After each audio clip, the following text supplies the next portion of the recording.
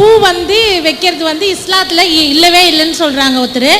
அது இஸ்லாமில் அராம்ன்றாங்க. பூ வைக்கிறது வெளியே போக்குள்ளே தான் வைக்கக்கூடாதுன்னு சொல்லியிருக்காங்க. ஆனால் வீட்டுக்குள்ளேயும் வைக்கக்கூடாது அப்படின்னு சொன்னாங்க. இஸ்லாத்தில் வழக்கமே இல்லை பூ வைக்கிறது அப்படின்னு சொன்னாங்க. அது எந்த விதத்தில் சரின்னு எனக்கு தெரியல, அதான் கேட்கணும்னு இருந்தேன் நான். முதலாவது கேள்வி என்ன கேட்குறாங்கன்னா, பெண்கள் தங்கள் தலையில் பூ வைத்துக் கொள்கிறார்கள் இல்லையா, இது வைக்கிறது இஸ்லாத்தில் இல்லைன்னு சொல்கிறாங்களே சரியான்னு கேட்குறாங்க. அதாவது மார்க்கத்தில் ஒரு காரியம் தவறு என்று நம்ம சொல்வதாக இருந்தால் அதை அல்லாஹ் தவறுன்னு சொல்லியிருக்கணும்.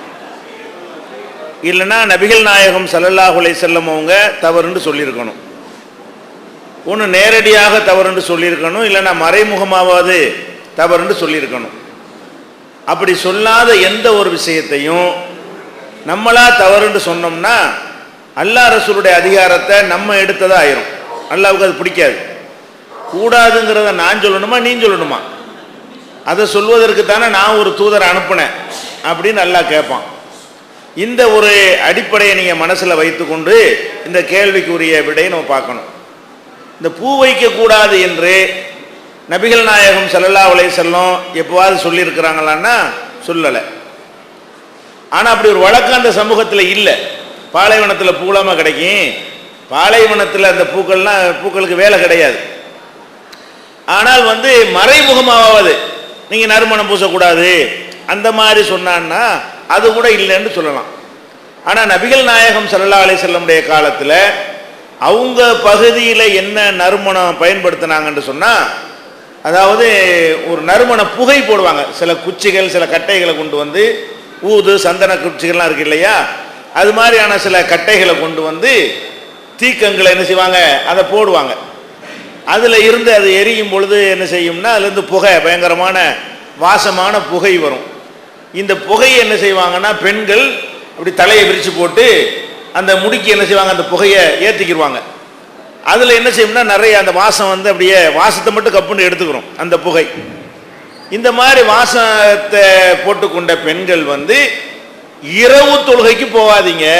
ரசூல் ஸல்லல்லாஹு அலைஹி வஸல்லம் சொல்கிறாங்க, ஐயுமா இம்ராத்தின் அசாபத்து புகூரன், எந்த ஒரு பெண் தலைக்கு நறுமண புகை போட்டுக்கொள்கிறாளோ அவ ஃபலா யஷ்ஹதுன மானல் இஷா அல் ஆஹிரா, இஷா தொழுகைக்கு அவங்க வர வேண்டாம்.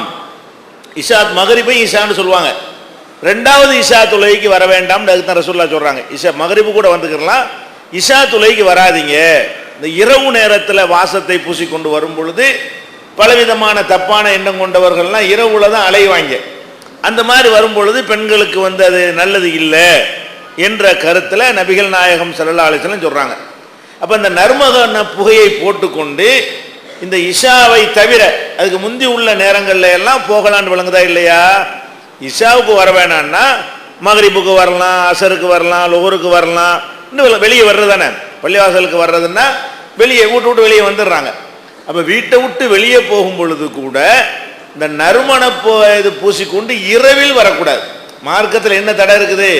இரவுல தடை இருக்குது பெண்களுக்கு. அப்போ பூக்கும் இதான் பொருந்தும். அந்த காலத்தில் பூ இல்லாட்டாலும் அதுவும் நறுமணத்தை தானே பூசுகிறாங்க, நறுமணத்துக்காக தான் அதை வைக்கிறாங்க, வாசத்துக்காக வைக்கிறாங்க. இது ஒரு விஷயம். இன்னொன்று என்னன்னு கேட்டால், பகல்லையும் அவங்க நறுமணத்துக்கு ஒரு தடை ஒன்று இருக்குது. அது எப்படி தடை இருக்குன்னு கேட்டால், எந்த ஒரு பெண் பிற ஆண்களை ஈர்க்க வேண்டும் என்பதற்காகவே அந்த நறுமணத்தை பூசிக்கொண்டு செல்கிறாளோ அவ நடத்தை கெட்டவள் என்று நபிகள் நாயகம் ஸல்லல்லாஹு அலைஹி வஸல்லம் சொல்றாங்க. அப்போ இந்த பகல் நேரங்களில் போகும்பொழுது கூட நம்ம நோக்கம் என்னவா இருக்குன்னு, நமக்குண்டு தேவையான ஒரு நறுமணம்னு ஒன்று இருக்கிறது. இங்கே வரும்போது அங்கே அடிக்கக்கூடிய ஒரு நறுமணம் இருக்கத்தானே செய்யுது. நம்மளே ஒரு பவுடரை போடுச்சு அதில் ஒரு வாசம் வரத்தான் செய்யும். லேசாக ஒரு அத்தர் பூசிக்கிட்டோம்னா அதுலேருந்து ஒரு வாசம் வரத்தான் செய்யும். அதில் ரெண்டு வகை இருக்கிறது. ஒன்று நம்ம பூசிக்கொண்டது நமக்கு அது வாசமாக இருக்கும், பக்கத்தில் நிற்கிறவங்களுக்கு வாசமாக இருக்கும் அப்படிங்கிறது ஒரு வகை. இன்னொரு வகை என்ன இருக்குது, ரொம்ப உயர்தரமான நறுமணங்கள் இருக்கிறது. இங்கே நம்ம பூசணும்னு சொன்னால் அந்த மண்டபத்தினுடைய கடைசிக்கு என்ன செய்யும், உடனே அடிக்கும். அந்த மாதிரி பூசிக்கொண்டு போவது தான் அடுத்தவங்களை ஈர்க்கிற ஒரு நறுமணமாக இருக்கிறது. அப்போ அடுத்தவங்களை ஈர்க்கிற மாதிரி ரொம்ப உயர்தரமான ரொம்ப உயர்தரம்னு தரத்தை விட அந்த வாசம் ரொம்ப அதிகமான பவரான வாசம் உள்ள நறுமணத்தை பூசிக்கொண்டு வெளியே போகிறதுக்கு தான் தடை இருக்குது. அது கூட வீட்டுக்குள்ளே நீங்கள் இருந்தீர்களே ஆனால் நீங்கள் என்ன தரமான இதை வேண்டாலும் பூசிக்கொள்ளுங்கள், என்ன வாசனை வேண்டாலும் பயன்படுத்தி கொள்ளுங்கள். அதுக்கு பகல்லையோ ராத்திரிலையோ என்ன இல்லை, தடை இல்லை. வீட்டில் வந்து மகரமான ஆட்கள் இருப்பாங்க, அவங்களுக்கு எந்த ஒரு தடையும் இல்லை. இல்லைனா கணவர் இருப்பார், அதெல்லாம் ஒரு தடையே கிடையாது.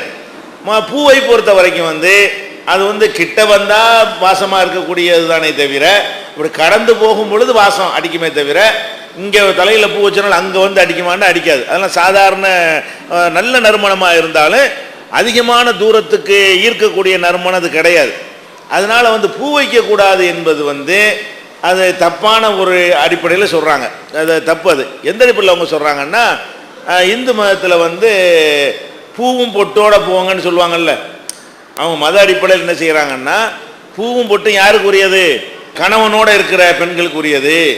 ஒரு பெண்ணு வந்து கணவனை இழந்துட்டாள்னு சொன்னால் அவள் வந்து என்ன செய்யக்கூடாது? பூவும் வைக்கக்கூடாது, பொட்டும் வைக்கக்கூடாது அப்படின்ற மத நம்பிக்கையோட அவங்க சில காரியங்களை செய்கிறாங்க. அப்போ நம்ம அதை உடைக்கணும் என்பதற்காக வேண்டி சிலர் இதை கூடாதுன்னு சொல்லுவாங்க. அதை இப்படி தான் உடைக்கணும்னு வேண்டியதில்லை. நீங்கள் என்று போங்க, பூ பொட்டுங்கிறது மதத்துக்காக வைக்கிறது, பூங்கிறது அல்லாஹ் படைச்ச இயற்கையான நறுமண பொருள். பொட்டுங்கிறதுல எந்த ஒன்றுமே கிடையாது, இவனா நம்புறாள் என்னமோ இருக்கிறதாக. பூவில் வந்து நெசமாகவே இருக்குது, இவன் நம்பாட்டாலும் அதில் வாசம் இருக்குதானே செய்யுது. பூக்கு வந்து நம்பிக்கையின் அடிப்படையில் வாசம் இருக்குதா, நிஜமாக அதில் வாசம் இருக்குதா? நிஜமாகவே அதில் ஒரு பயன் இருக்கிறது. பொட்டுங்கிறதுல நிஜமாக ஒன்றுமே கிடையாது, இவனா தப்பாக நினைத்து கொள்கிறான். பொட்டை தவிர்த்து கொள்வதுங்கிறது ஓகே, அது வந்து மத நம்பிக்கை தான்லாம். பூங்கிறது அல்லாஹ் படைச்ச ஒரு பொருள், அதுலேருந்து கிடைக்கக்கூடிய நறுமணத்தை நம்ம என்ன செய்ய வேண்டியதில்லை. அதுதான் எல்லா பொருளும் எல்லாம் படைச்சிருக்கிறான், அதை இழந்து விட தேவையில்லை. நீங்கள் என்ன செய்யலாம், இந்த மாதிரியான நறுமணங்களை வந்து கணவன் இருப்பதற்கு அடையாளம்னு வச்சிருக்கிறாங்கல்ல, அதை உடைக்கலாம். கணவன் இருந்தால் என்ன, வயசான கிழவி கூட வச்சு விட்டு போங்க, அதனால என்ன இருக்கு, அது உடைக்கணுமா இல்லையா? வைக்கக்கூடாதுன்னு சொல்கிறான் பாருங்க, அதை உடைச்சிட்டே சரியாக வந்துடும். அதனால வந்து பூ வைப்பதற்கு மார்க்கத்தில் என்ன இல்லை, நேரடியாகவும் தடை இல்லை, மறைமுகமாகவும் தடை இல்லை.